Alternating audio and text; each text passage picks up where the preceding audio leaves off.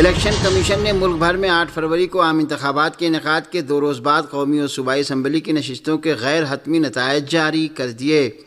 قومی اسمبلی کی نشستوں میں سے 264 نشستوں کے غیر حتمی نتائج جاری کیے گئے ہیں۔ حلقہ NA 88 کے غیر حتمی نتائج روک دیے گئے ہیں، جبکہ NA 8 پر امیدوار کے انتقال کے باعث انتخابات ملتوی کیے جا چکے ہیں۔ مانسہرہ میں بھی حتمی نتیجے کو روک دیا گیا، جہاں سے سابق وزیر اعظم نواز شریف کی شکست کا اعلان کیا گیا تھا۔ 264 نشستوں میں سے آزاد امیدوار 101 نشستیں لے کر سب سے آگے ہیں، جن میں PTI کے حمایت یافتہ امیدواروں کی تعداد 92 ہے۔ مسلم لیگ نون 77 اور پیپلز پارٹی نے 54 نشستیں حاصل کی ہیں۔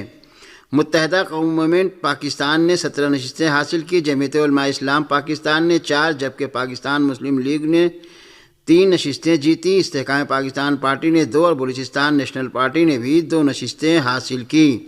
مجلس وحدت مسلمین پاکستان مسلم لیگ ضیاء پشتونخوا نیشنل عوامی پارٹی، بلوچستان عوامی پارٹی، نیشنل پارٹی اور پشتونخوا ملی عوامی پارٹی نے 1 نشست حاصل کر لی۔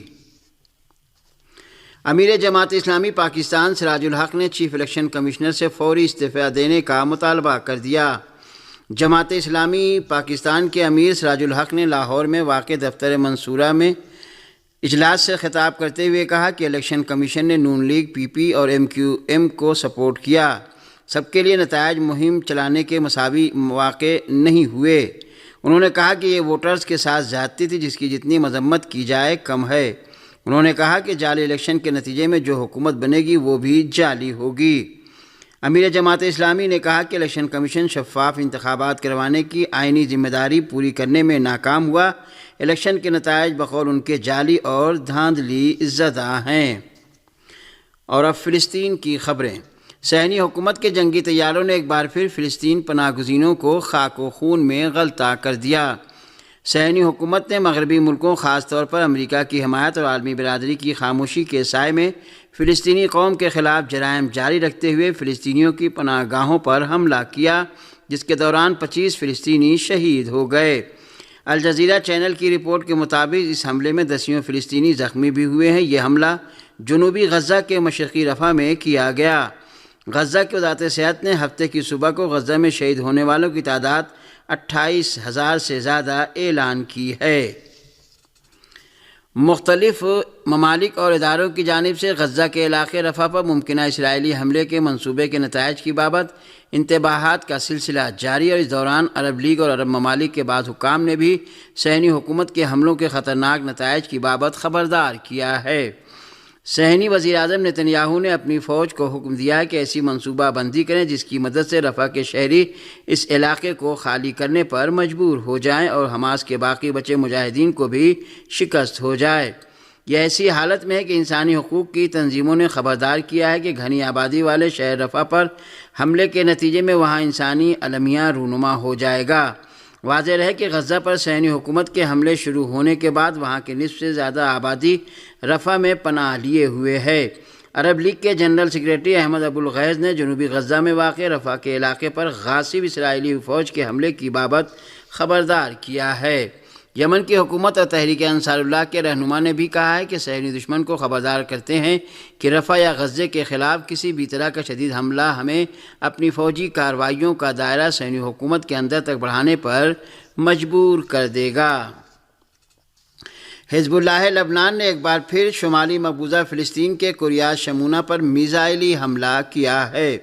خبروں کے مطابق اسرائیلی کالونی کریات شمونہ پر حزب اللہ کا یہ حملہ جنوبی لبنان پر صہیونی حکومت کے حالیہ جرائم کے جواب میں کیا گیا ہے۔ المیادین TV نے بھی رپورٹ دی ہے کہ جنوبی لبنان کی حولہ کالونی پر صہیونی فوج کے حملے میں 1 شخص شہید اور 9 زخمی ہو گئے۔ صہیونی حکومت کی فوج نے سنیچر کو بھی الناقورہ اور راشیہ الفخار کالونیوں سمیت جنوبی لبنان کے کئی علاقوں پر فضائی حملے کیے ہیں۔ حزب اللہ نے سنیچر کو الجلیل العلیہ علاقے میں صہیونی فوجی اڈے کو 2 میزائلوں سے نشانہ بنایا تھا۔ لبنانی استقامت کے مجاہدین نے ایک بیان میں اعلان کیا کہ اس نے جلیل العلام اڈے کو میزائلی حملوں کا نشانہ بنایا ہے۔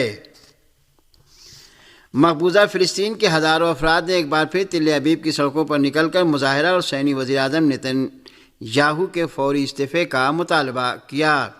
ارنا کی رپورٹ کے مطابق صہیونی اخبار ہارٹز نے خبر دی ہے کہ ہزاروں صہیونیوں نے نیتن یاہو کی رہائش گاہ کے اطراف میں حماس کے ساتھ قیدیوں کے تبادلے کے لیے فوری سمجھوتے پر دستخط کا مطالبہ کیا ہے۔ مظاہرین نے اسی طرح قبل از وقت انتخابات کا بھی مطالبہ کیا۔ مظاہرین نے بالآخر تشدد شکل اختیار کر لی اور تل ابیب کی پولیس فورسز نے مظاہرین پر حملہ کر کے مظاہرین کو سرکوب کر دیا۔ بعض خبروں میں بتایا گیا ہے کہ پولیس نے مظاہرین کو زد و کوب کیا اور بعض کو صہیونی پولیس نے گرفتار کر لیا۔ ابھی تک اس مظاہرے کے زخمیوں اور گرفتار افراد تعداد اور دیگر تفصیلات منظر عام پر نہیں آئی ہیں۔ مظاہرین ایسے میں یہ احتجاج کر رہے ہیں کہ خیال کیا جا رہا ہے کہ صہیونی حکام ایک بار پھر حماس کے ساتھ قیدیوں کے تبادلے کے سلسلے میں روڑے اٹکا رہے ہیں۔ واضح رہے کہ صہیونی حکومت امریکہ، مصر اور قطر کے مذاکرات کاروں کے درمیان گزشتہ اتوار کو پیرس میں جنگ کو روکنے اور حماس کے ہاتھوں قیدی بنائے گئے صہیونیوں کی رہائی کے فریم ورک پر ایک معاہدہ طے پایا۔ تل ابیب میں نیتن یاہو کے خلاف ایسے میں زبردست مظاہرے ہو رہے ہیں کہ ہفتے کے روز فلسطینی وزارت صحت نے اعلان کیا کہ 7 اکتوبر سے اب تک غزہ میں شہداء کی تعداد 27,708 اور زخمیوں کی تعداد 67,147 تک پہنچ گئی ہے۔